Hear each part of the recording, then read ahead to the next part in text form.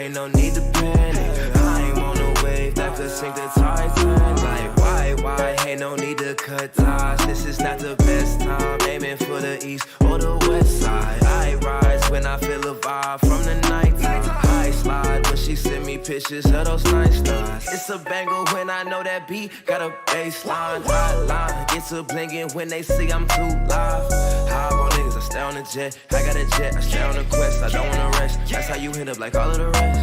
Oh, I've been feeling the love, been feeling the vibe. I hope they can feel all the passion I put in it, and you see it in my eyes. Yeah, I'm coming up, you see the rise. So come out and play. I don't see the need to hide. I feel like I'm the last man standing. 4-5, sitting on my dresser like a bandit. Oh my, why you scared? There ain't no need to panic. I ain't on a wave that could sink the Titanic. She love how I do it, she calling me Papa. You say you want smoke, but I know he ain't roster. I been ballin', you not on the roster. I make hits, yeah. They know I'm a pop star. I know when to talk, so I stay over here, I play it to the left. Boy, you crazy, you not me, cause I am the best. I'm facing my demons, I'm shaking them off, I'm passing the test. Yeah, feet don't fail me now, while I step on that. I've been feeling the love, I've been feeling the vibe. I hope they can feel all the passion I put in it, and you see it in my eyes. Yeah, I'm coming up, you see the rise. So come out and play, I don't see the need to hide. I feel like I'm the last man standing. 4-5, sitting on my dresser like a bandit. Oh my, why you scared? There ain't no need to panic. I'm on a wave that could sink the Titanic.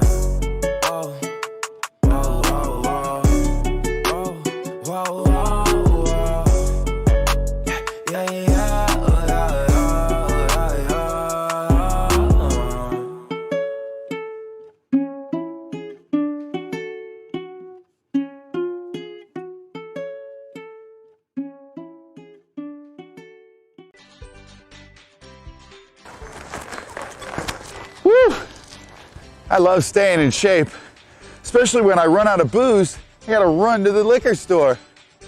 But I never go anywhere without my shot sock. That's right, the shot sock. You might think it's funny, but, well, it is funny. Enjoy. The shot sock for the man in your life who wears socks.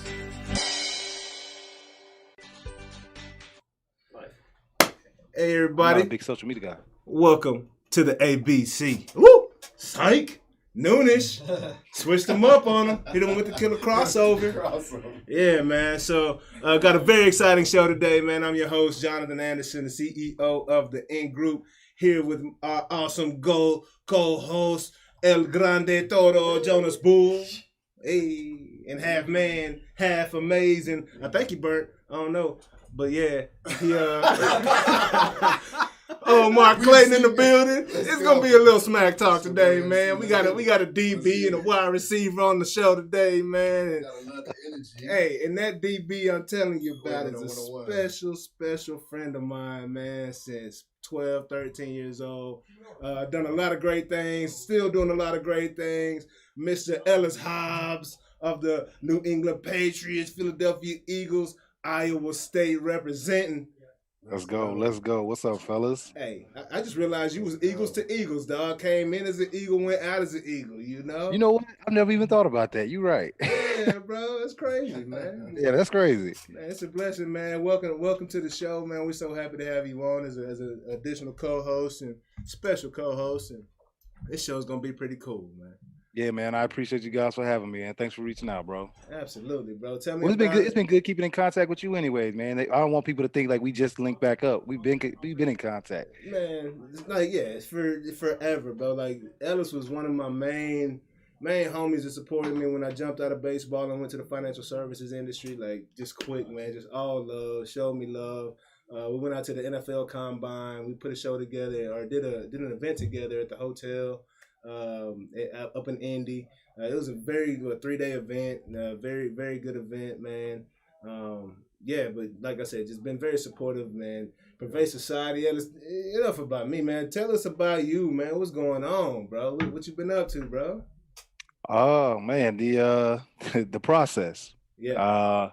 I think what people get confused with is that you start anew, right? And you have to reinvent yourself. But me, honestly, it's just continuing on. And obviously, you learn through bumps and bruises, life lessons, good, bad, or indifferent, where that is. But for the most part, I just continually stay with the process, bro. Everything that you know from my core being, JA, speaking to you directly, none of that has changed. You Yeah. know, I've taken off the helmet, I put on a hat, but I'm still me. And Yeah. so, what I do now, man, I'm a serial entrepreneur at heart, investment strategies, things of that nature. By day, I literally manage money, my own specifically as a day trader. I have other businesses as well, Prive Society, luxury lifestyle management group. Riding around in We're them actually, guineas. yeah, yeah, yeah. We're spurring off into a lot of different things, man. But the overall basis of my life and the concept I truly want people to understand is that I'm more than an athlete. Yeah. An athlete was just a part of me, right? It was Yes. just something that I was able to do, but I'm much more than that. And all I've taken from that is the skills, the core values and principles that allow me to play at a high level, and I've just infused it into my other worlds, and that's my edge, Man. on my opponent, at the end Yeah. of the day, which that has no face. Yes. Man, it's crazy you bring that up. We actually talked about that a little bit last week. Just that transition from the sports life to the professional world, taking that same passion, and the fact that not all athletes are able to make that transition as gracefully as you have, as Mark has, man. And it's been beautiful to watch, man. It's been beautiful to Right. watch. So, Man. hey, Ellis, when you were playing, so did you know that you were going to be an entrepreneur, or that you was an entrepreneur while you were playing, or did it hit you after? No, I mean it's one of those things, Mark, and I'm pretty sure. Well, first let me back up a little bit. Where I don't want it to be confused with um, people not understanding that there's a dark side to this thing, right? That transition is a monster, and when for as much as I was in tune or knowledgeable about where I was as an athlete, my last play was a broken neck and wheeled off the field, right? And so the traumatization from that, it has its own box, but the depths of what you don't understand beyond that is, even me having a degree at the time, or having a degree from college of visual communication fine arts, there's a lot of different things that I thought I had in line. I still was in the darkness because I had been doing something for so long continuously. And I would compare that to being tied around a tree. And once they cut you off that tree, you don't really know where to go, right? But so again, just a darkness world. But to your point, Mark, I don't think I ever had the um the awareness of saying, you know what, I'm going to be an entrepreneur. I just wanted to be able to sustain my lifestyle and be better. And whatever that required, I was willing to do that. And for what history shows us financially, socially, normally the most successful people are taking the biggest risk, they're taking the biggest calculated risk. They're making very disciplined choices. And then I believe the number one catalyst is they're always working towards being their own boss. And so that was something that was always with me. And whatever that meant for me to do, meaning I took 9 to 5, I took a sales job with an alcohol company. I worked in a construction remodeling as a sales rep. And so, yeah, you can say that I worked for someone, but my mindset was always geared towards working for myself. Yes. And whatever that took, I was willing to do that to get to the end goal, or to continue to get back on path to my main goal. Yeah. And along the way, you learn so many different industries that helped create this holistic, just who you are now, right? Yeah, exactly. It's almost like a chameleon. You can walk Yeah. into just about any environment and have a conversation with just about anybody, Yeah. and it's not just somebody just throwing something out there. It's actual experience that's come from this, and you're adding value to whoever's sitting across from you anytime you step into the building. It's humbling, bro, and I'm glad you could put it so eloquently. I compare it to like the Dark Knight. If you guys remember the first one with Christian Bale, Mhm. where he was just so fed up with the corruptness of his life and how people pigeonholed him into being Bruce Wayne and son of the Wayne Manor, right? Yeah. And he pretty much renounced all of that and went in and put himself in homelessness, found himself over there in Asia, wherever he was, right? I I identify with that very well to where I didn't care what type of money I had in the bank account, whether small or big or whatever. I need to immerse myself in what I don't know. Yeah. And I can't tell you how many times people question me, people ask me like, why do you have a job? Or why do you do this? Or man, he's working here. And you know, there's some uncomfortableness in that, right? Because your ego always wants to get in the way. But for me, it was a situation of they don't know me. It doesn't matter. And what is my end game, or what am I trying to get to? And so if you can keep that reference or that North Star, it allows you to stay focused on what you need to do. And then above anything else, when I was in that, or when it was still in those worlds, to your point, what you said, Jay, you learn so many different languages, man. And some of the stuff that used to frustrate me in the beginning when I came out of the league, because Mark, I'm pretty sure you can attest to this. When you put that helmet on, bro, you have diplomatic immunity. You can do whatever you want. And I'm gonna be very colorful right now. But you know, when I used to get in front of white people, it didn't matter how I talked. It didn't matter what I said. Yeah. You're Ellis Hobbs with the New England Patriots, man. Come over here, right? But as soon as I take that off, they look at you completely different. Now take the white aspect out of it, put in females, put in adults, put in social media, whatever it is, right? But by me taking that off, it helped me strip that ego, and it helped me build back value to who Ellis H. Hobbs III is. And so now when I get into a room with somebody, I'm not talking with emotion, I'm talking with strategy. I'm talking with leverage. I'm talking with opportunity. I'm talking with value proposition. Sure. And so when you can do those things, it just opens up a lot of other doors for you to continually move your journey. Yeah, man. So I tell people, they ask me, hey, what do you like to do? I'm like, anything new. Right. I don't want to do anything I've done before. I want to do something new, and I love to be uncomfortable, because in uncomfortable places, you grow.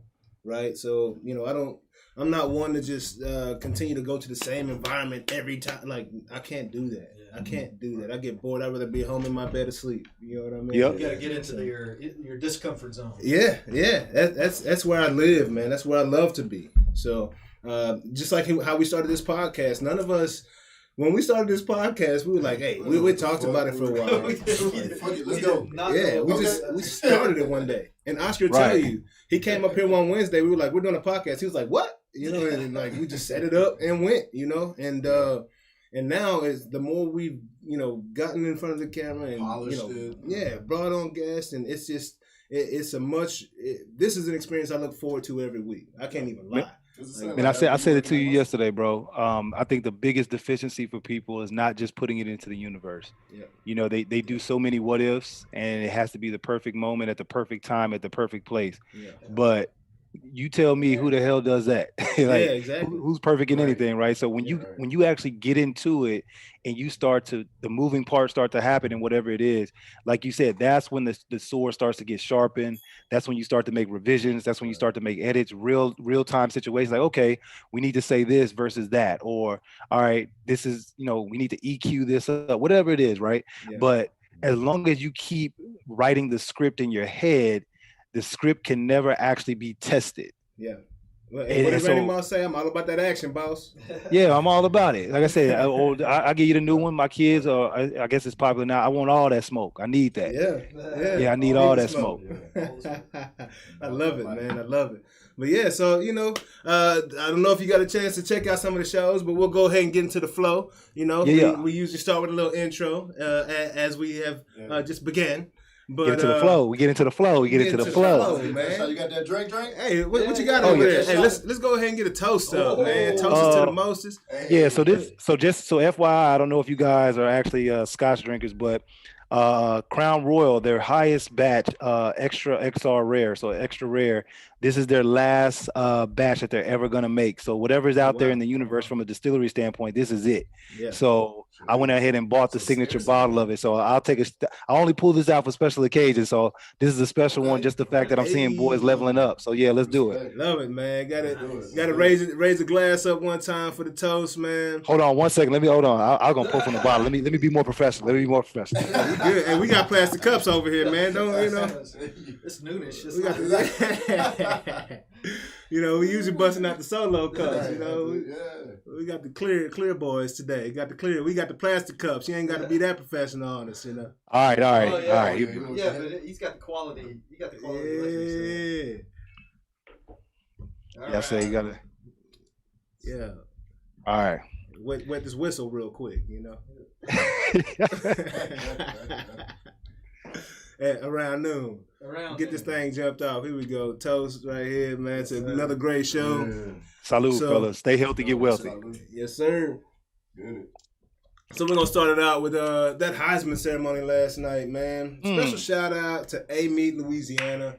I don't know if y'all have been there, but I've spent some time there, gone to some high school football games. My college roommate, Curtis Burkhalter. Wow. He's from Mead, Louisiana, bro. Super small town, bro. They had segregated baseball up until 2002. Oh yeah, that's hella Super small. It's out there. So It's out yeah, there. small town, man. Humble souls. I mean, the people, like you could just tell from the guy's Heisman speech last night. Yeah. Just very grounded, like you said. Yeah. People, man, individuals that they come from. There's not opportunity like here in Dallas. You know what I'm saying? So to see Davonta Smith go out there and do what he did in Alabama. And win that Heisman Trophy, man. I almost shed a tear last night, man. Bro, you know what, man? I try because you know my family, right? And this is the complexion that I have within my world, or the complication. You work as hard as you do, and Jay, you know this from where we are. We have that opportunity, right? But there was a grind to get to a level of success, especially in sports where the pools are so deep, and you know the reservoirs are so deep, right? Yeah. But what I try to make my son understand, and anybody that's coming down that lane from where I am now, I've been able to provide a platform. Everyone on this call been able to provide a platform of some kind, right? But what I constantly remind him of are that there's some hungry dogs out there that have nothing. Yes, sir. And that they come from nothing, and they come from very humble beginnings, and they don't need that motivation to get out of a situation, right? So when you see a guy like Davonta Smith become that, you know, that Heisman or acquire that, like people don't really understand all the depths of pain, destruction, humility, despair, all that stuff, right? That comes with that doubt.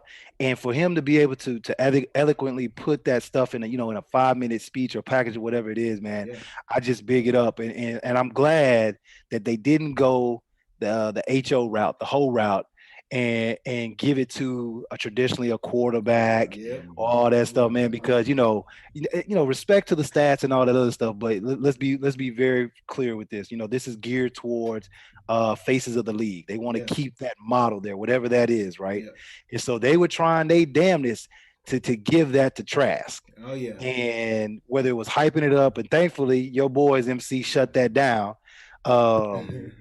And made that look better, made it look worse than what it was. But my thing with that was, and I want to talk about this, is if you guys believe in it, how can you be the best player in the country if you ain't the best player on your team? Yes.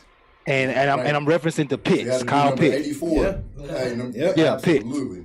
Pitts. And so you see that situation, and that plays out over and over again in a lot of different worlds. Yeah. And so the fact that Davonta Smith, because he was that, like, it was very clear last Saturday and all season that he was that guy. So I'm just glad they got it right. Yeah. I mean, and from a defensive standpoint, schematically, how a receiver can make your whole defense focus on stopping this guy, right? Man. Because I went high school. I remember True Freeman, bro. He scored 5 touchdowns, 240 yards catching on us. He had 2 for 20 on my side. Let me say that.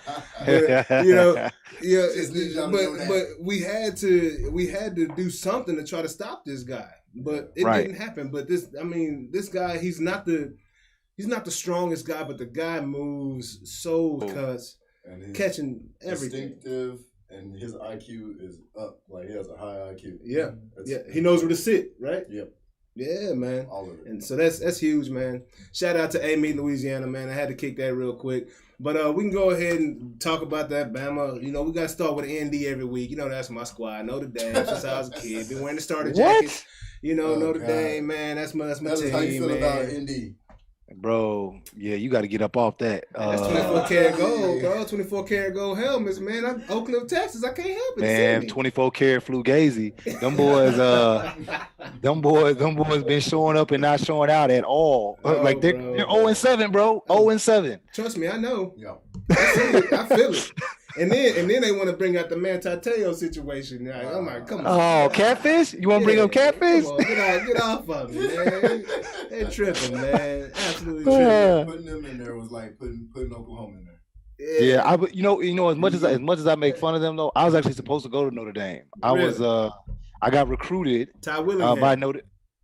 Was it? Yeah, it was Ty because I was 2000. Willingham. He was 01. Yeah, William. Yep, William. So coming out of there, they were bringing me in, quote unquote, as a running back, and so that was the gist of it. And for whatever reason, word got back to me that they were going to convert me over to a cornerback, and I had never played that position, so I felt uptight about that situation. Wow. You know, obviously the story played out. I ended up being a DB anyways. You had foresight. Yeah, exactly. At least Iowa State gave me the opportunity to come in as a running back, and then they said, "Hey, man, you're too athletic. You know, we need to do this to you." So, but I don't think I would have been happy anyways with Notre Dame, man, because there's so much history, and that, you know, when boys go to schools and MC, you know, I got to give big ups to you, man, because I don't know your journey towards your thought process in Oklahoma, but anytime you go to them type of schools, man, where they have pedigree, as a young person, it's a very difficult process as a culture shock to get over the fact that, okay, now you're just a guy again and you got to prove yourself. And so when you have all that shadow over you, it's detrimental. And for where I went to Iowa State, it was more of an opportunity as an underdog to prove myself with other people that have been put out as well as underdogs. And so, but I give hats off to anybody that goes and makes that attempt to be at those big prestigious schools, because you know, it's just a tough journey that way, man. And unfortunately, that side of the game isn't revealed enough to these young kids because they think they're the end all be all, especially with social media now. But you know, for somebody to successfully find themselves through that, and then of course MC again giving you roses to get to the league and all that stuff, man, it just gives more value to the actual process you went through. It's pretty wild because you guys actually played against each other since high school. Yeah, MC was a Sam, but you was a dude at high school. Yeah, I wasn't the guy. Yeah, exactly. And so you know, so yeah, it was one of those things with me, man. Being at Sam, like you know, competing against and playing against. And like I said, this is no disrespect. Like I had never heard of anything. And being, right. I was with Tatum, Tyson Thompson. It was me. So Tyson Thompson, Cedric Benson, Jimmy. What's his name? Ball. Martin. Jim Martin. Yeah, I can't remember. Jimmy Dixon. Yeah. And so those types of names, right, was everywhere. And so, you know, competing amongst that, and then for me to get to where I was as a running back, like we didn't have all that notoriety, like a Midland Lee, Odessa Permian, and all that other stuff. So, you know, you had to grind through that. So I could only imagine coming from Sam, bro, like you know, to your journey, like it was just crazy how it all just kind of played out. Yeah. Right, exactly. And I mean, this is mind blowing, but you know, to know that you were taking that step to go to Iowa State versus a Notre Dame, that's respect too. Because I mean, in nowadays, young guys, they don't want, because I help at a high school. They don't see as valuable going to a school that's not so established and being a part of growing it and being a part of building that culture and what it looks like to leave 3 years or 4 years later and you left, you know, a legacy, or you started. You know, here they are 10 years and they're competing to be in the college Final Four or 8, which I think they should do and they might do. And so, you know, respect to that. But I wasn't the guy, and my story talked to a bunch of little guys. I mean, a bunch of young guys too, because I was a backup quarterback. behind Brandon Hassel my junior year. Brandon Hassel, man, that's Hey, crazy. these names right here, bro. Yeah. I was a backup quarterback behind Brandon Hassel my junior year in high school, and I ended up going to Oklahoma to play receiver. So speaking of Iowa State, we can go on a click to the Iowa State and Oregon game, bro. Respect, bro. How did you make the decision to go to Iowa State? Man, it was a culmination of things, bro. I think another thing that is misleading is that it was off of a hyper or like them giving me things or whatever it was, right? I was able to see Coach Dan McCarney at the Big 12 championship game, and I gave him his roses, and I said, man, thank you for giving me opportunity. Yeah, and that was the only thing that I ever wanted, because beyond that, I never wanted anyone to give me anything, because it can be very easily taken, and you can't build value off of that, right? Yeah. Meaning that, as far as the work ethic can continually go on when the bad times come, because they will come. Yeah. So, anyways, when they're Ellis has always been a mature. He's always been much more mature than I was, especially for me. Let me tell you, his mindset was somewhere else for a long time. Wow. Straight A student, if I remember correctly, right? Yeah. Straight A. I straight A student, man. I think I had 1B growing up. I graduated number 23 out of 428 kids. Yeah. At Soto. But I always say this, bro. I always say this. I hated school. I hated school. Yeah. I didn't enjoy education. I didn't enjoy academic. I enjoyed education. And the end all be all to me was, and coming from a background, because my dad being in the military and all that other stuff, they never had to like tell me or push me, right? Yeah. It was just intuitively for me. I always felt like if my name has to be on it, I want it to be the best. Yeah, I want it to be the best that I have. And if somehow, like you said, when I was young, I just rationalized in my head, if I give it my all, I'll be able to figure out something else better about me, or figure out what I can't do to make it better. Yeah. But I can't figure that out if I don't give it my all. Yeah. And so that's very scary for a lot of people. But to me, it was more of a settlement of saying, okay, that's the rules of the game. Let's work. Yeah. And so going back to the decision, that was like a culmination of things, man, where I went up there to Iowa State, and obviously, coach is sitting in your house, and he's telling you X, Y, and Z, but you feel like, okay, you could be blowing smoke. But what I saw when I got up there, they were going to the Insight.com Bowl at the time. They had the best record they had, so that momentum was there. But the end all be all for me was, Jay, I saw a bunch of no-name cats who were winning. Yeah. And I was like, man, this kind of feels like me. So MC, relative to what you were saying, that I might have been a name, or you might have known me, but in the world of actual bigger and better, I was nothing, right? Especially at running back, too small, this or that, wouldn't make it in the Big 12 definitely, or, big time football.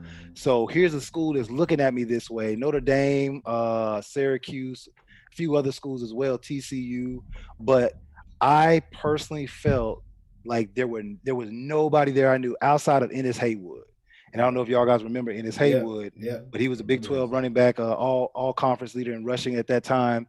And he just identified for me that it was okay to reach out the box, because he was black. He was from the inner city. I wasn't from that. I was from the suburbs, but I could relate to him more than anything else. And I said, well, if he's doing it, I can do it. Yeah. And so I came back home. Oh, I didn't even get back home, man. It was Saturday.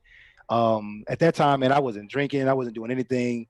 Boys would go out for they visit and enjoy themselves with their chaperones and stuff like that. I wasn't doing nothing, G. I went back to the hotel because I was so focused on getting to school. I said, I got to get to school, and I got to go get this. I remember the first time I saw you come home from Iowa State, you came back all neck. Boy, neck was just shoulder to shoulder. I was like, hey, what they got you up there doing, bro? Yo, like shout out to Matt McGettigan, my strength and conditioning coach. But I told him, man, I failed my first workout in college. I failed it, and I couldn't finish it because I had pushed so hard, I just couldn't make it. And I got up off my arms were so exhausted and everybody was laughing at me because I was working out with the varsity or the ones and the twos because I was actually playing the only freshman. And I said, I walked up to the strength and conditioning coach. I said, he thought I was about to say something crazy to him. I said, I like that. And he was like, excuse me? I said, I said, if you keep doing this to me, you're going to turn me into a monster. Different cat right here, dog. And so he looked at me and shook my hand, and it was like a understood of like, all right, I'm about to give you everything. And so when I came back that from that off season, bro, that's what you saw. That was that reality. Yeah. But yeah, so Mark, anyway, you was telling me when you got to college, you was like 150. I was 150. I wasn't about that. Hey, he put it on me. I did not finish, and I almost did not go back. I was done, bro. Wow, that's crazy. I ruptured my pec muscle, and I was like, oh no. Did they give y'all? Did they give y'all a booklet to finish, like in your summertime, like coming in as a freshman? I don't know. I missed like on the workout, so I probably went. That boy was really out of it. I was out of there. I went home to my grandma's. My grandma's the only, like Coach Stoops, they'll tell you to this day, my grandma, Jackie Ship, who saw me when we first pulled up, took me back to school. Wow. Because she found God out bless her. I was skipping. Yeah. God bless grandma. Absolutely. So how does it feel to still see the success that Iowa State's having, bro? Beating teams like Oregon that got all the jerseys and all the notoriety and supposed to have a lot of good talent up there, man. To see that Iowa State's still going up beating teams like that. Man, bro, it just feels good, man. Like it's just the work is now linking up with the actual notoriety and the consistency, right? Yep. I think when you get into them types of levels, and you've seen us kind of bump our head in that world, here and there for the last couple of years, but it's like anything else, man. You got to get comfortable with that. Yeah. And being on the big stage, like that's a different animal, bro. Yeah, it is. Being on the big stage and playing those bigger teams, and similar to us playing in the Big 12 championship, which again we have to get comfortable with. Like what you're playing against, and this is like in anything, right? So people know you a certain way.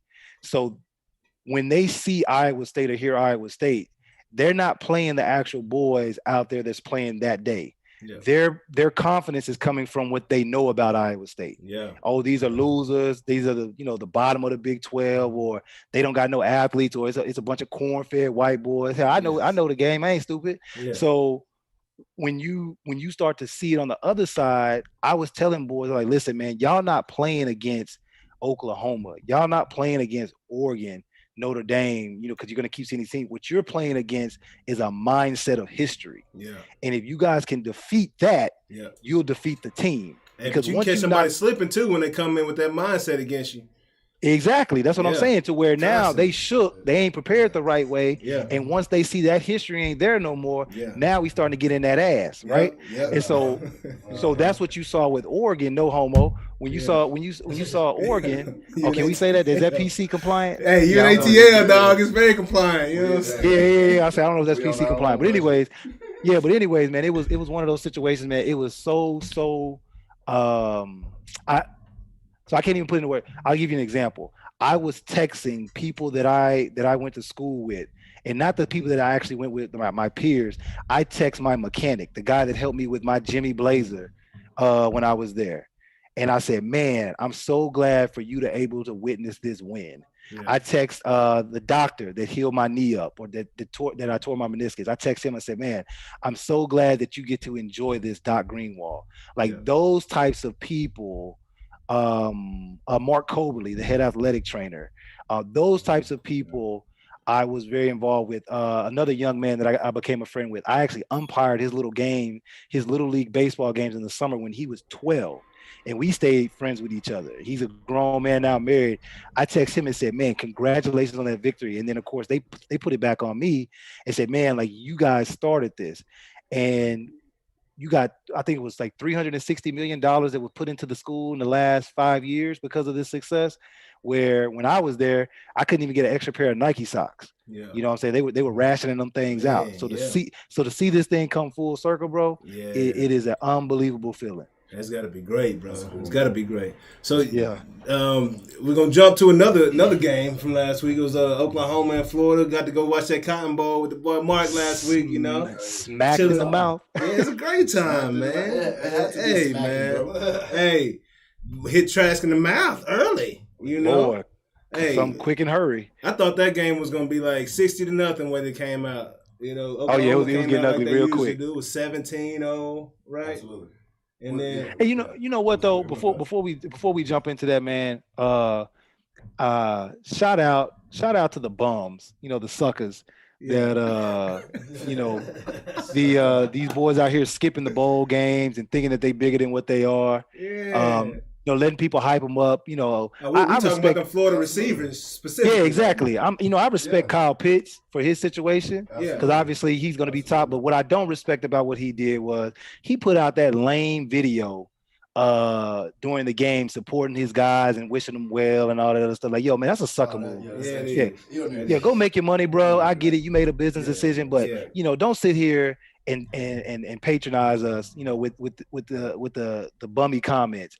But you know, to those other receivers who think they about to go number 1 or top 15, y'all about to be in for a rude awakening. Man. Yeah, all the way tripping. Hey, somebody pumped their head up way too much. They need to hit the brakes.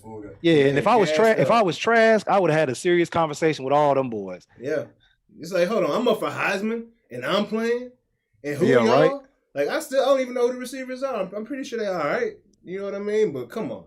Come on, man. Just like I said. No. Shout out to staying away from the bums. Yeah, they ain't no ones, bro. Yeah, not ones. Yeah. But yeah, Oklahoma came with it, man. We had to whoop their ass. Yeah. Like, if it was a close game, no respect. Yeah, and y'all got it, bro. Well, I like the fact that y'all said, y'all set it off with the defense. Mark, you believe in this Spencer Rattler? I'm partial. Lincoln protects him. You better than me. You better than me. Protects him because he's a very talented dude. I don't know if he don't got that dog. Like he's been very coddled. Bro, like I said, man, from player to he's annoying to watch a little bit.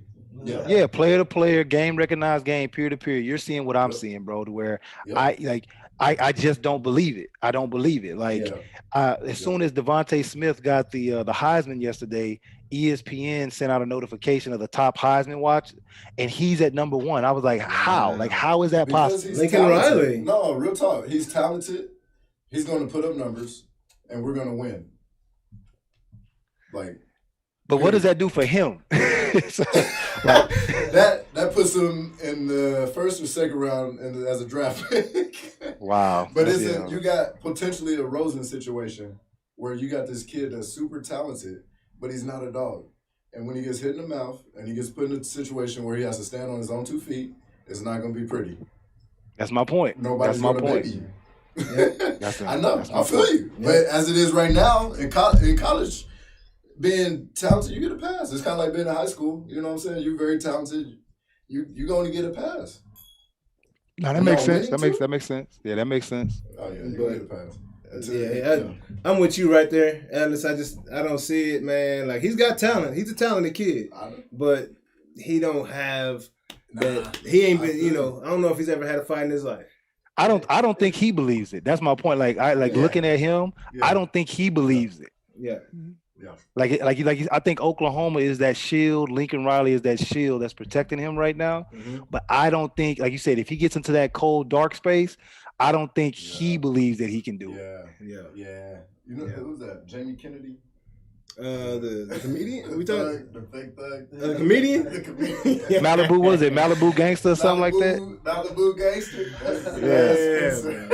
Yeah, bro. Yeah, but Oklahoma gotten that booty like toilet tissue, man. Yeah, bro. So, Big 12, man. Yeah. So I was surprised to see. Some respect. And I'm one of the people that was like, man, Ohio State, they played 3.5 games this year. They shouldn't. Yeah, I was that way too. I wasn't. Them boys are out there balling, dog. Yeah. I could not believe how they dominated Clemson like that. And Justin it was Fields, mud all over my face. Old Fields, bro. He's the very opposite of Spencer Rattler. This boy, he got almost put out in a game in the first quarter or something like that, right? Yeah. Bro, did you see how when he was throwing the ball on that's 6'2", 235, something like that? Getting up, bro. That's insane, bro. That's insane. And like I said, it wasn't like he used some boosties, like grabbed his shoulder first. Like all he did was just take my man's head and clear it under him. That's all he did. He jumped that high. And then, boy. And then MC, I know you done did this before. When you try to jump over somebody, especially in the game, because of the adrenaline, you kind of lose your way, your balance a little bit. My man didn't break stride. Took off. Didn't even break stride. He's a special Crazy. bro. Took off. That was silly, bro. That was silly, but it's gonna be a good championship game, man. And we'll go ahead and roll over to this. What you got Alabama by? I think it's gonna be closer than what people think, but I think they're gonna get them by 14. Man, I'm like 3-7, like coming down to the 3-7 to the wire, bro. 3-7, man. Are you talking about the margin, or you talking about the score? I'm saying no, not the margin. No, not the score. Oh, okay. I'm about to say, bro, the score is definitely not gonna be 7-3. No, it's gonna be 3 to 7 points. It's gonna be a 3 to 7 point margin, man. Yeah, you've been watching these games with your glasses on. Nah, they're gonna put some points up. They're gonna put some points up. But no, I think it's gonna come down to whoever has the ball last, because Ohio State showed me something. It showed me something, bro. It's gonna be one of those. Yeah, but I think Clemson. I just think Clemson, because of Dabo Swinney led them into the jungle. I think Clemson just underestimated Ohio State, which I did too. But Nick Saban ain't that type of dude. He take everybody serious. Yeah, no doubt. But Clemson, the same way Clemson beat Alabama them 2 times. One, they had a special player in Deshaun Watson, and then last time they beat him, bro. Was it Trevor that led him to win over him a couple years ago? Trevor, yeah, bro. Yeah, it was Lawrence. Everybody thought that was going to be Alabama's game by a lot, man. And I think just the parity of these top teams in college that gap is closing from what Alabama used to be. Hey, man. And Ohio State really showed me a lot, bro. There's something in that. On that defensive line. Who? Clemson. Yeah. Was it 3 top 2 rounds? Yeah. Now that's reality. That's a reality. Where the more, I would say the gap is definitely closing from a competitive standpoint. Yeah, you're right. But man, Ohio State, like, I was one of the doubters, bro. But that energy they brought, and still they're going against the fact that nobody believes they should be there. True. And they got a lot to prove, and they got that chip on their shoulder. I'm one of them chip on the shoulder cats. So I get it. Nice. I get it. So I think it's gonna be a close game. It's gonna be a good one. I got Alabama by 14 too. Yeah. So y'all both 14. I think that front four that Alabama has is Clemson. It ain't what Clemson got right now. Yeah. I mean, Breesy, I think young and very talented. He's gonna be a beast. Yeah. I mean, the Clemson's gonna be good. They're always. But what Alabama has right now, probably at all 3 levels. How good is college football right now in a pandemic? You ain't gonna see. You're not gonna. Quality ball being playing out there. You're not fit to see this boy throwing 50-yard touchdowns, drive after drive. Yeah, that's not happening. Yeah, no, it's gonna be a competitive game, but I think it'll be closer than that 14. Just the ink. I don't know. I just gotta itch. That's why we do it. Yeah, exactly. And we got some more predictions coming up. So first, we got to run through these Cowboys. I think I got 2 clips, so it should take about 15 seconds, man. Ellis, have you grown out of your Cowboy fandom? No, that's the problem. I need to. Okay. See, Mark, he's grown out of his, bro. He's like, hey, they didn't pay me. They ain't messing with me. Like, I was like, man, I'm a Ravens fan through and through. Yeah, I told Mark he liked the dude on Major League that wear the X on his shirt. He's like, wow, thing, my butt stank. Like, as soon as the Cowboys win another bowl, bro, he gonna be right there in the party. Hey, Mark gonna be in the stand talking about wild thing. He gonna be right back, #1 fan. They just hey, you know what though? And you know what? Just like them Indians, we gonna welcome him right back to the stands. Like, come on, man. Sir. Come on, bro. Come on with it, bro. Come on. But bro, man. it's just so disappointing, bro. Like, man, again, just can't get out of their own way. And man, like I was saying early in the season, who the heck switches defensive scheme in the pandemic when you can't even practice, bro? They went from 4-3 to 3-4 and couldn't even have training camp. Yo, but again, shout out to Jerry Jones and the whole marketing squad for selling everybody on this gas for the last 20 years. 4.4 billion. 4.4 billion. Highest net worth. Bro, Gee, now, listen, 1993? These boys came to a football game. 96? Yeah, bro. It's just shout out for just allowing the momentum to continue off of nothing. Growing, bro. growing, bro. He's grown. We're grown fans, and we've lost constantly, dog. It's all good. I don't get it, but we're gonna move past them quick. But them Ravens, they got that W this week, man. We did. You know, Ravens took care of business. Hey, they 5 in a row streaking. We're streaking. They going streaking in the two teams playoffs. that we should have beat. You believe in Lamar Jackson? Hey. Oh, so to me, I don't know that Lamar has the ability to throw the ball outside. He has to, and that's going to cost us. It cost him tremendously. Yeah. Because we're a one-trick pony essentially versus a good defense that's very fundamentally sound. We're a one-trick pony. He ran for 100 plus. I wish somebody tell me how to turn the sound off this watch right now. I done hit every notification thing in the world. But yeah. No, I mean, he's going to struggle with the good teams that know how to stop the run, shut down the run. Yeah, man. So he's gonna have a tough one because he's facing a team, typically teams that know how to run, know how to stop the run. So he's facing okay. Did y'all practice that? 1,000 plus. That's off the dome, bro. Dome, baby. That's what makes this such a unique and great show. You know what I mean? Okay. Shout out to the Coming to America boys. Hey, dog. Simeon Hakeem over there. Hey, I'm telling you, man. It's just that chemistry. You know, you can't even make that stuff up. It's like oxygen, like water. You can't make it up, dog. It's just here. But yeah, bro. So it's the Ravens. You know, they're gonna have a battle coming to playoffs. We're gonna talk about that too. I just want to give them a shout out to that last week's performance. I think Lamarkable ran for over 100 yards again. That's impressive as a quarterback. Anytime you can do that. But that's really not his what he's supposed to be doing back there. But he does it, and he does it better than anybody's ever done it. So shout out to Lamarkable. And that's crazy to say because Mike Vick is my boy. Man, that man changed the game. Only one more clip from the NFL before we get into these playoff predictions, man. That boy AB, man, Antonio Brown. Man, shout out to the comeback. That's my guy, bro. Like he a little crazy at times. You know, I saw him on the flying under the radar. Yeah, I saw him on the More Than an Athlete or whatever the show was, and I was like, man, I think he got CTE or something. But bro, like, listen, if he's your teammate, he's one of those dudes where you just hope the season just keeps going. Yeah, you don't want him to go to the off season. It's only doom and despair in the off season. You know what's about to happen. Hey, but is he still living with Brady out there? I hope so. I hope so. I'm sure. Hey, giving them allowance or something. Doing something, bro. But nah, AB is my guy, bro. I follow him on all of the social media and that. I've never seen anybody work so hard in my life, bro. He worked now. Pads.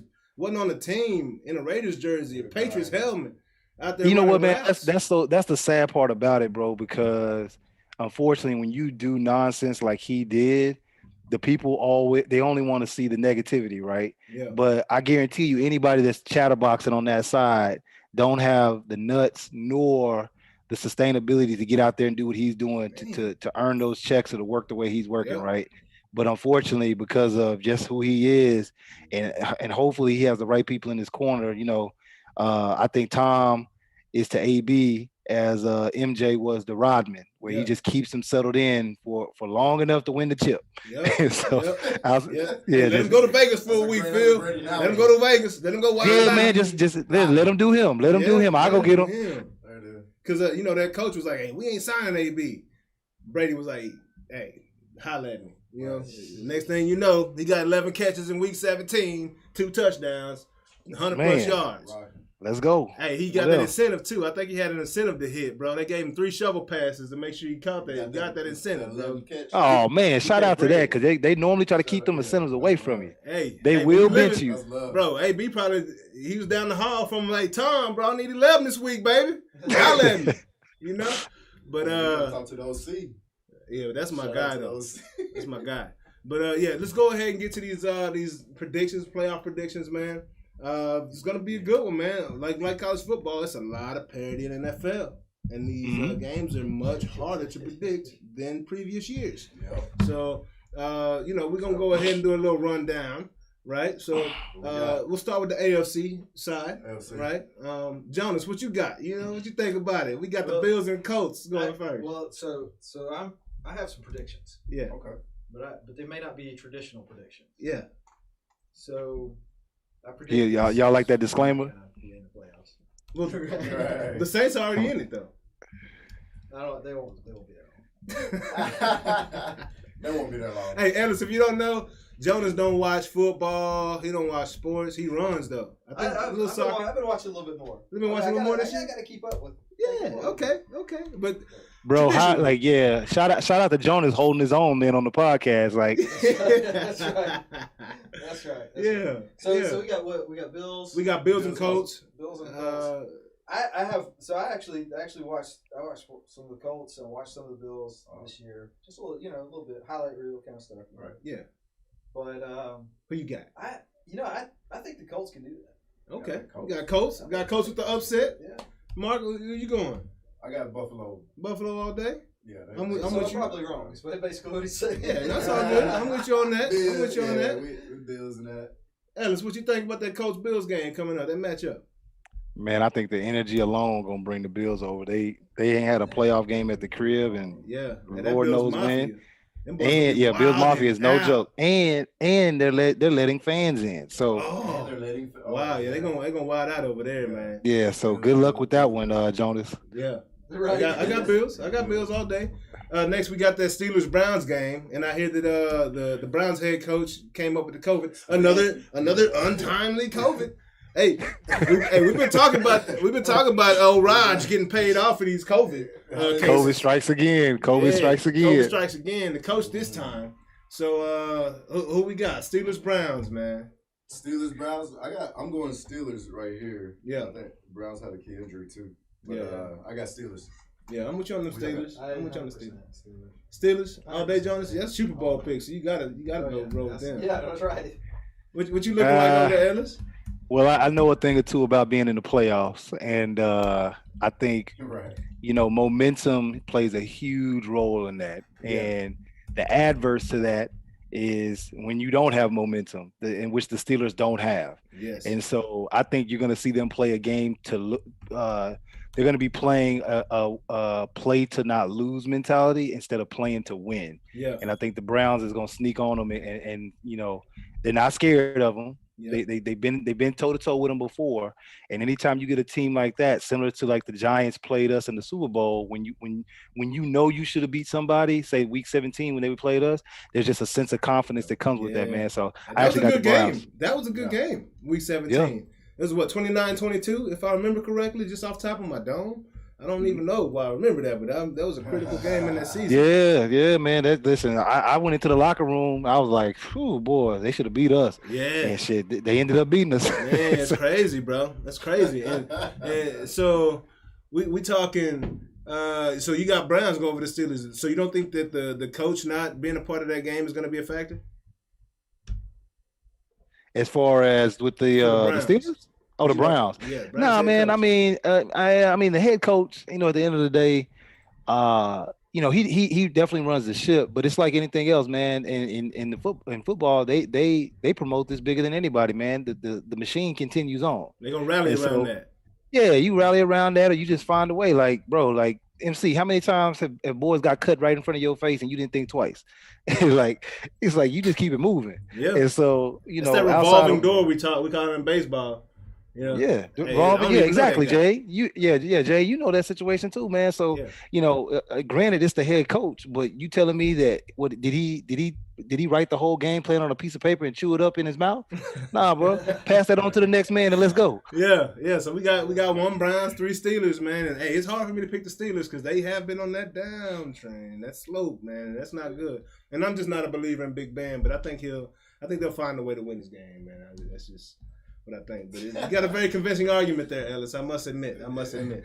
I'd say he's got more experience in the playoffs than I do.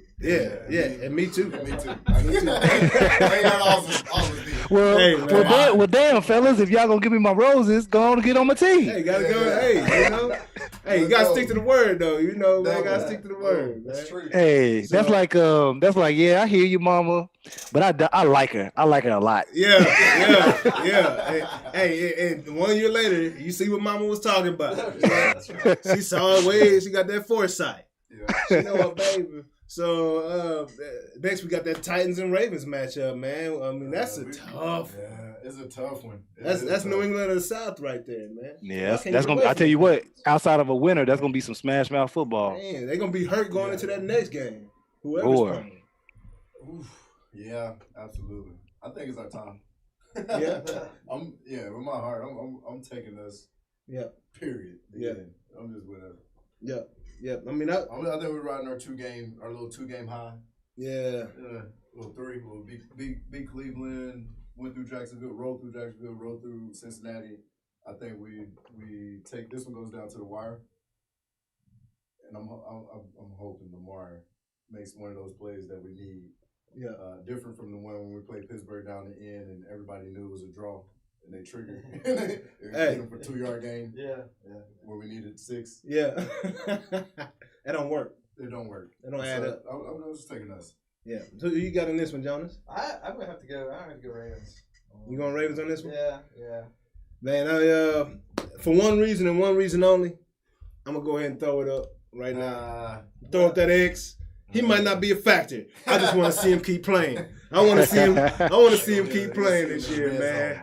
He only got like 4 games or 5 games under his belt. Let's make it 6, baby. Let's go. Throw up that X, Dez. Let's get it, man. I'm gonna take them Ravens in this one as well. It's gonna be a tough one. That's gonna be a smash mouth game. What you think about it, Ellis? Who you taking right here? Oh man, well, damn, I was about to say the run game, but Ravens got a pretty good one too. Yeah. This is gonna be a tough one, man. I think if it comes down to it, and I'm big on history, man. Like, you are who you are. Yeah. I just think when Lamar Jackson has to revert back to being a quarterback, like Mark said, he's not gonna be able to make those key throws. And history of his last 2 playoff appearances has shown in the bigger games he isn't ready. And so we count on 9 in the box. So again, it's going to be one of those situations where he's playing against history, and if he can overcome that, the Titans are going to be very shocked.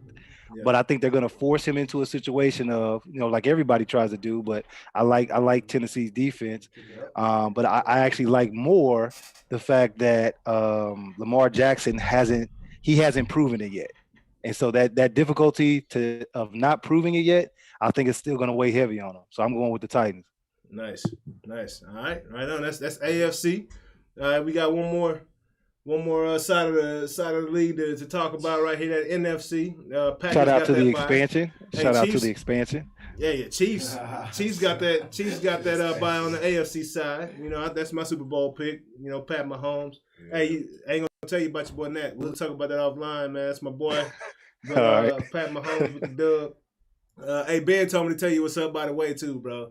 Ben Husband? Yeah, Ben Husband, bro. Catch him on LinkedIn, dog. Catch him on LinkedIn, bro.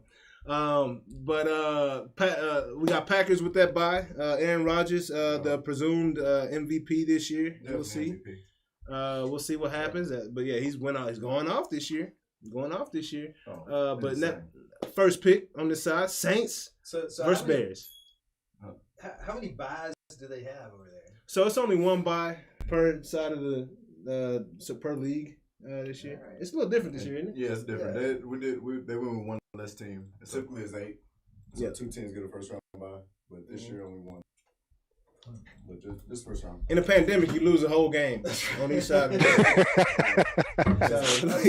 kind of what I was getting at. It's like there's an awful lot of buys this year. Yeah. So Saints and Saints. Bears. Yeah, the Bears had their Super Bowl. Yeah. No, I mean, Saints. I'm from down that way, and everybody down that way is a big Saints fan. But can't stand them, can you? I can't stand Saints fans either.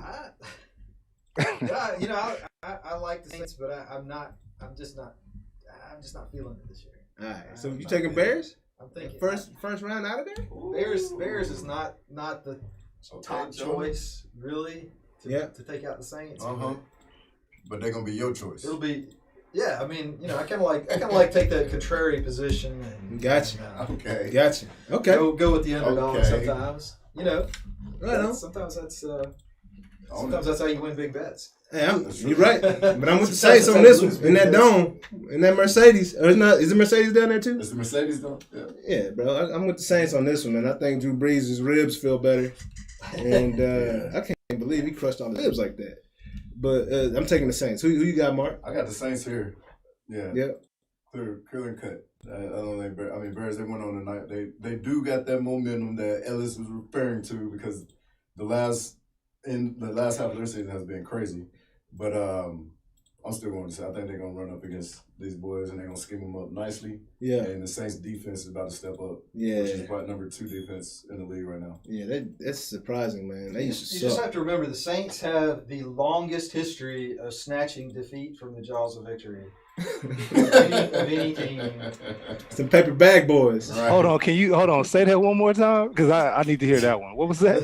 So the Saints have probably the longest history of snatching defeat from the very jaws of victory. Yeah, I got to use that. I got to use that. that. That's good. Yeah, who you taking in this one, Ellis? Man, it's hard to beat them Saints in that dome, bro. Man, dome, man. Yeah, That's a good point. That is true. That's man. true. That blackout, bro. Serious. That's why the odds are going up.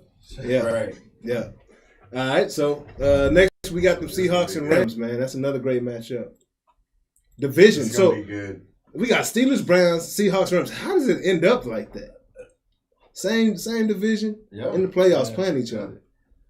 It's a good ass division. Yeah. Yeah. It ain't the East. The boys winning. NFC East. But who you taking in this one, Jay? You're right. That's a tough one. It's I'm just gonna go with Rams because I really like that's too. I don't know enough to call that. Because it's the closest thing to a bull. Right. It's got horns. It's close enough. Yeah. Well, what you got? What you working with on this one? I'm going with my boy Russell Wilson. I don't. I think playoffs comes out, shows up, and puts him on his back, and finds a way to the first round victory. I'm taking Russell because of Sierra. He's gonna be relaxed and chilling. What you got, Man, Ellis? I'm gonna go with the Seahawks, man, just because. Well, again, I always look at the other side of it, man. Goff having a pretty bad year. I think that pressure's too heavy for him. Yeah. If you remember, Goff was the dude and the defense was the problem. Now it's the other way around. Yeah. And I just think when you talking about getting the defense right or collectively a group right, that's a little bit better than actually getting your quarterback, an individual right. And, a quarterback is all about being like mental, like being in the right headspace. I just think, again, I don't think he believes he can be the guy to lead them. So do they miss Todd Gurley more than they thought they would? Hell no. Todd Gurley wasn't the issue. Listen, Todd ain't done nothing. Todd ain't been good since he got that money. Yeah. He went Albert Haynesworth? Boy, straight Albert Haynesworth. All right. Hey, and this is gonna be a good game. The Washington football team and the Tampa Bay Buccaneers. this is going down. What y'all got? Who you got for this one, Jonas? I like Washington for that one. Yep. I got no real reason for that, but that's what I like. I love it. Yeah. I like Washington too. I like Washington too. I'm telling you, Washington front forward versus Yeah.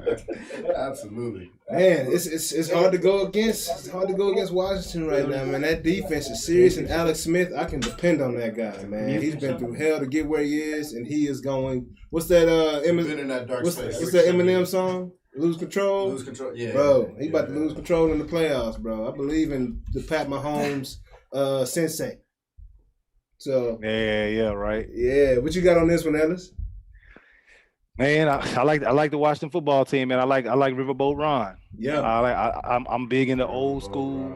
I'm big into once you get to the playoffs, man. You need some pedigree. Yep. And when you got for what he's been through, individually, collectively as a team, and from again what we've seen with history, when the boys come in as underdogs and don't have a great record, everybody focuses on that, and they end up sneaking one out, getting to that divisional round. Yeah. So I think it's gonna play out. I think Riverboat Ron gonna get him one. Man, it's gonna be a good one to watch. I will be tuned in for sure. It's gonna be another hard hitting smash mouth football game right there. Oh yeah. But yeah, man, that's it for the NFL, man. I was gonna show a little Steph Curry love and show a clip, but we'll go ahead. You know, he's hitting 62 the other day. Very impressive. The guy's an animal, man. Sick. Best shooter ever seen. Back. Yeah, man. Welcome back. We missed you, Curry. But he put up 62 against the Blazers. The surface. So you know about the solar winds, right? You know about the solar winds hack? Talk to us. So Solar Winds is a subcontractor that provided a bunch of like security software to like the government and to big corporations, to Microsoft and so on. And so some hackers that they're saying were probably originate from Russia got into the source code of, into the programming of the SolarWinds product and put that up into so when they were distributing their product, that hack was already in there. Oh wow! Yeah, so they've got this stuff in place all over the place. It's basically a Trojan. Yeah. I mean, basically it's a Trojan. Yeah, it's kind of. That's too technical to try to get into. No doubt. The difference between on the surface. But basically that's what they did. So they snuck something in under the radar, and next thing you know, we got the government organizations getting hacked. We got state government organizations getting hacked. We got Microsoft and all these companies that have been exposed to this and probably don't even know what all has been affected by that yet. And on top of that, why do people choose the worst times to do the worst things? Like we've got all kinds of bad stuff going on in the world right now, and these people that do the ransomware are just pumping it out right and left. And we've talked about ransomware before, but best time. But just to be clear, ransomware is where somebody gets into your computer network, and usually, what they usually do is use some sort of encryption to basically encrypt all your files. So all the stuff that you use to run your business or run your hospital, because they're targeting a lot of hospitals, is not accessible anymore. Like you have to pay them ever how much. It's basically a kidnapping, but it's of your files that you use to run your business. Yeah. Right. They want to ransom. And so sometimes people pay them off, and they let their stuff go, and sometimes they pay them off and something's broken and they can't get it back anyway, so they've lost their money and they've lost their files. Right. And then it's just a mess. It's a big mess. And so on top of everything else, they're targeting hospitals and healthcare organizations because that's where everybody's money is going right now. They're trying to get. It's where everybody's identity is. And that's where the identity is. And I hate to say it because I've worked in hospitals before, but they typically are not cutting edge on their security system. They're just not.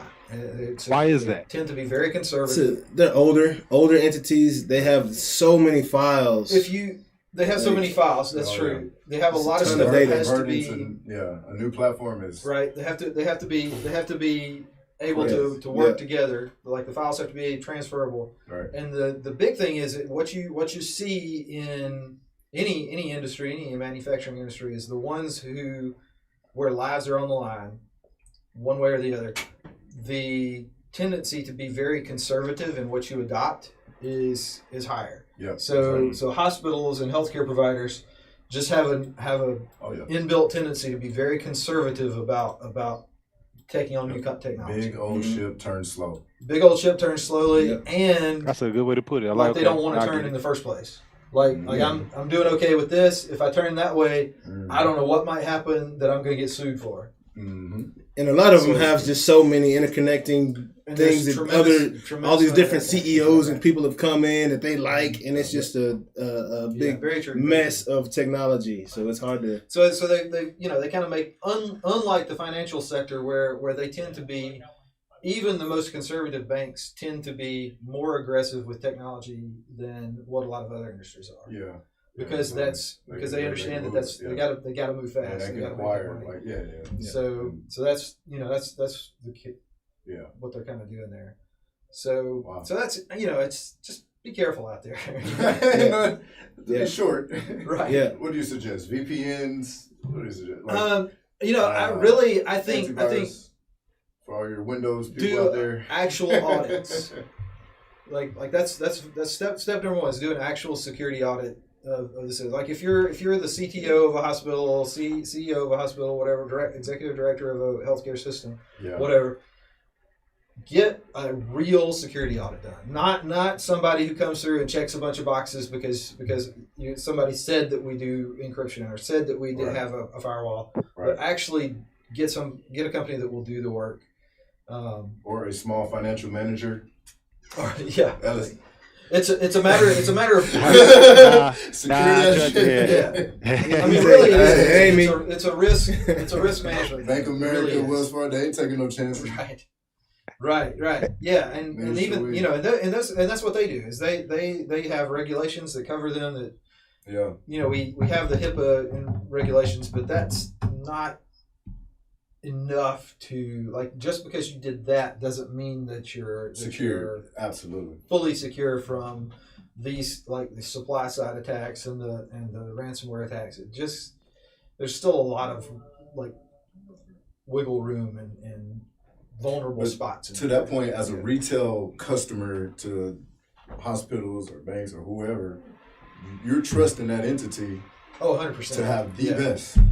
Right, 100%. And so, I mean, you're making a lot of assumptions about somebody having potentially very sensitive information about.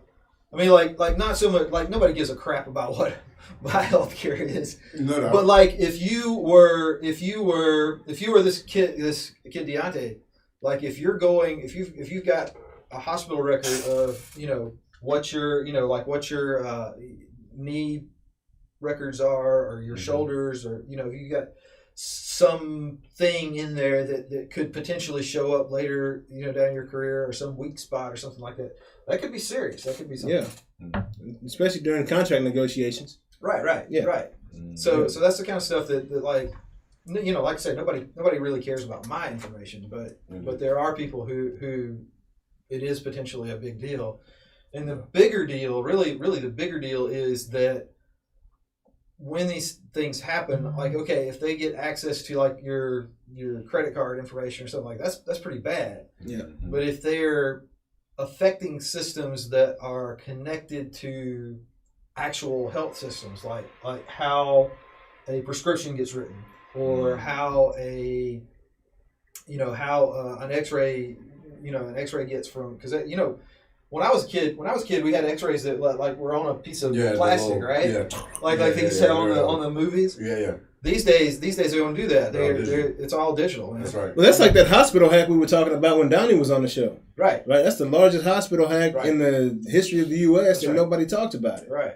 You know what I mean? And think about a hospital. Think about the applications you got to fill out when you go into a hospital or you go to a doctor. I mean, it's everything. It's a goal. Everything. Social security numbers, address, phone number, email, blood. I mean, everything. Yep. Right. Everything. Speaking of hacks, so Ledger, the hard wallet for cryptocurrency, it was hacked. And it took 700,000, names, addresses, so on and so forth.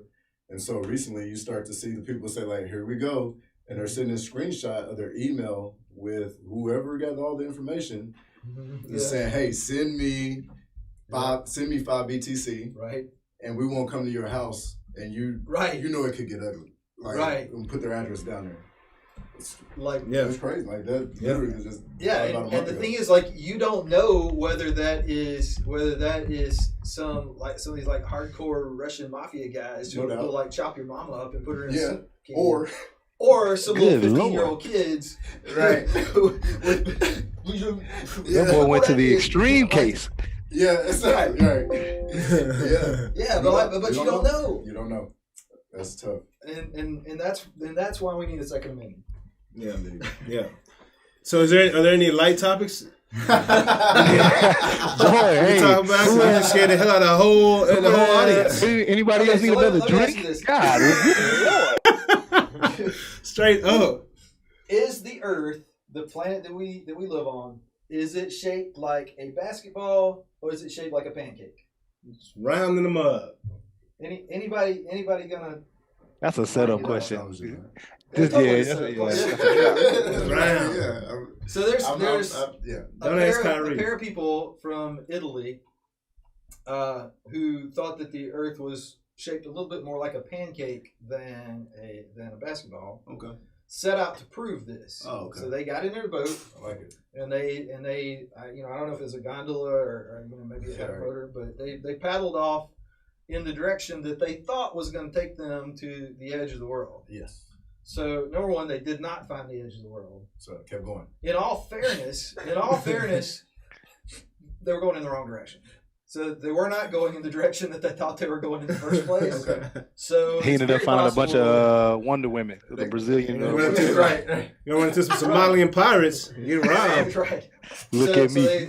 So they tried this. Let's see. They tried this. They got lost. They got found. Got arrested. Because Italy's still in lockdown, right? Oh, So, okay. Hey, that sounded like got a. arrested, got let go at wherever they picked them up and dropped them at. Hooked up with somebody else who Had said, the same belief. yeah, all right, we'll try it again. Let's see. Tried it again. Got lost. Got found. Got arrested. Same thing. So three times. Wow. 3 times they tried it. Wow. 0 for 3. And so far, as far as we know, they have not ever quite gone in the direction that they intended to go. I'm sure they're going to be 0 for a long time. Yeah. Yeah. To find Or around just keep flat Earth. going and end up at the same spot. Yeah. And that sounds like me playing Fortnite or any other shooters. Just like looking up, getting killed, and then having to start over again. Oh, God. So the only other thing that is really a big deal right now, and it's been a big deal all the last 4 years. It's been a big deal for the last year for sure. It's going to continue to be a big deal. Is this thing called Section 230? So that term gets kicked around on the news shows. It gets kicked around on the internet. Nobody really knows what that means, right? So Section 230 was a piece of the Communications Decency Act from way back, and what it basically said was that an interactive computer service, because social media as we know it didn't even exist then, Right. but an interactive computer service doesn't get treated like the same as a publisher of a book or a newspaper. So if we go out and set up our own newspaper, we're responsible for the content that's in that. We as the publishers that are responsible for the content. So Facebook though, because it's an interactive computer service, is not responsible for the content that you put on Facebook. Mm-hmm. I'm responsible for the content that I put on Facebook. Yeah. Right. So and we kind of have grown up in a sense with that idea, and we're kind of used to it. But now we've had the president who was very upset about some things that were being said, and he wanted to prevent them from being able to block things. Well, we've got an incoming president, whether you agree with that or not. The incoming president also has problems with Section 230 for the opposite reasons. Like he's saying, well, there's too much stuff that's being said on there. So there's all kinds of legislation that's being proposed for this, and most of it sort of centers around copyright violations and some sex work related material and things like that. And but the reality is most of them, nobody cared. Nobody was really pushing these until social media became this political battleground. Right. So really what this all comes down to is putting the people trying to wrap something around social media that lets them say, yeah, but it's my opinion, so it's okay. And it's not and it's not a Trump thing. It's not a Biden thing. It's not one side or the other thing. Both sides want to have that control. Yeah. They just want it to be on their side. Yeah. They just want it to favor them. Yeah. So while Section 230, in fact, the entire Communications Decency Act was a terrible piece of legislation when it was written. I'm actually old enough to remember before those days. But it was, and they had good reasons for why they wanted to do it. But like so many times, it was something that was written in a hurry, approved in a hurry, and now we can't get rid of it. Yeah. So the Section 230, probably the whole thing needs to be taken a look at, but it needs to be taken a look at calmly, and let's think about what the implications of this are, because we have a tremendous amount of communication. We have a tremendous amount of our economy that's built sort of on top of this Section 230. So whichever side comes along and says, hey, we're just going to chop out one of the pieces that your economy is resting on, that's probably not the best plan. Let's take a step back and look reasonably at what what's really there. Yeah. And unfortunately for us who are regular people who have lives, that whole thing is huge. Like there's a lot going on, and there's a lot that all goes back to just people censoring lies. Right? Well, it's and it's lies that some people are. There was the falsified information. Right. There. What we talked about the Silk Road last year. We talked about lots and lots of drugs. Yeah. And the Silk Road. So the interesting thing about that is that the Silk Road, according to Section 230 as it is written now, should have been protected from that. So is this a morality thing? The section. It's couched in that, but I mean, it's funny. It's funny how all this morality stuff only gets to be an issue to the government when it's election. They can't make like nobody gives a shit until. Hey, and as we talked about earlier in the show, the morals here in Texas are very different than the morals in Boston. And also very true. Yeah. Right? Yeah. Facts. Right. Facts. Right. Very true. Yeah. But and so that's it's something that is going to very likely come up again. Because the dust has not settled from the last 4 years. Yeah.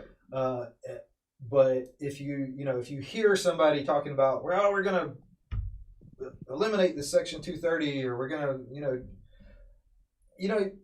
it's complicated. It's very hard to wrap your head around, like all the pieces that go into it. But if you get the opportunity to encourage your senators and representatives to look, please just think about this. Yeah. Be cautious with eliminating things or strengthening things. Pay attention, please. Yeah. Right. Yeah. And I'm not going to say that all of them will listen to you, but if enough people are talking to them saying, hey, look, we care about this. We trust you to do something to act in our best interest on this, but please pay attention to this. Then they will listen. Yeah. Because they want you to vote for them. Yeah. Yeah. And we want you to subscribe and vote for us over here at Noonish. And how do you do that, J.A.? Hey, you can go to YouTube right now. Until we get to our number of subscribers that we need, check us at www.tinyurl/Noonish live or our Facebook page. And hit that Noonish Facebook page. Hey, look! You can just go to noonish.live. Or noonish.live, and it'll take you right there. You can get to the Noonish.co will take you there. YouTube. You can get to the Twitch if that's your thing. Yeah, absolutely. You can even follow us on Instagram. And hey, where can we find you, Ellis? Where can we find any of the businesses that you have created and support these days? My name. Tips. Yeah, just my name, man. Ellis _ Hobbs 3. The number 3. If you're into day trading or just finances, managing money, things of that nature, my Twitter is Art of War EH3, and of course just my regular Twitter handle for just common information and just my personality at Ellis Hobbs. Excellent, bro. Hey, man. Have you enjoyed yourself on this show today, man? I have, man, for the simple fact of varying topics. I like broad discussions, where not too serious, man. You don't want to bring in personal views and all that other stuff as far as bringing in emotion, but I just like talking, man. I like talking on an educated level, and like you said earlier, Jay, just learning about things you don't know, man. So now that I'm scared shitless, I'm gonna go ahead and do some reevaluation. Absolutely, bro. Nah, man, this has been great, bro. It's been a ton of fun, as I knew it would be. You, bro. Yeah, man. Thank you. Thank you for taking your time to join us on this Wednesday. If nothing else, we at least treat you into drinking at 12 on Wednesday, on a random Wednesday, on January 6th, man. Happy New Year to you. Happy New Year, guys. We didn't even get to say it at the beginning of the show. Happy New Year to everyone that came and watched this show, man. Looking forward to everything to come. Next week, we got Adivan Gantoret on the show from Young Money Sports, Young Money APAA. He is the agent. He is the man. So this week, man, Ellis, Hobbs, you brought it, bro, just like I thought you would, dog. And I want to thank you again, bro. But yeah. I guess we've come to that time, man. Went a little bit over. One-ish, noonish, you know, that's how we do it over here. A little wiggle room. We need it. But we'll see y'all next week, same time. Same Noonish time. Same Noonish channel.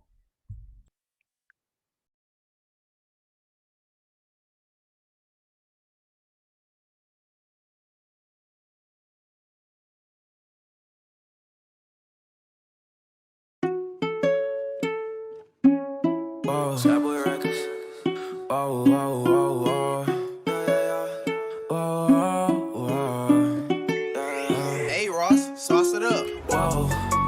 I've been feeling the love, I've been feeling the vibe. I hope they can feel all the passion I put in it, and you see it in my eyes. Yeah, I'm coming up, you see the rise. So come out and play, I don't see the need to hide. I feel like I'm the last man standing. 4-5, sitting on my dresser like a bandit. Oh my, why you scared? There ain't no need to panic. I'm on a wave that could sink the Titanic. Like why? Ain't no need to cut ties. This is not the best time. Aiming for the east or the west side. I rise when I feel a vibe from the nighttime. I slide when she send me pictures of those nice stars. It's a banger when I know that beat got a bass line. Hot line gets a blingin' when they see I'm too live. High on niggas, I stay on the jet. I got a jet, I stay on the quest. I don't wanna rest. That's how you end up like